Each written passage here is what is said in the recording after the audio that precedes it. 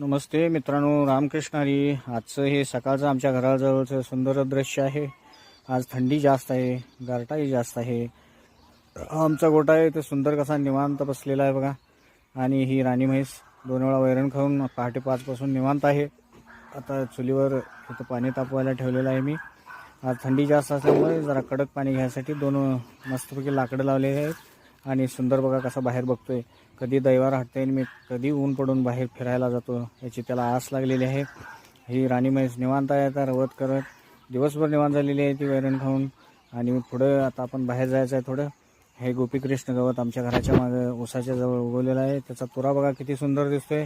आणि आमच्या इकडे ह्याला गोपीकृष्ण असं म्हणतात. तुमच्याकडे कसलं गवत म्हणतात हे मला कमेंटमध्ये नक्की सांगा.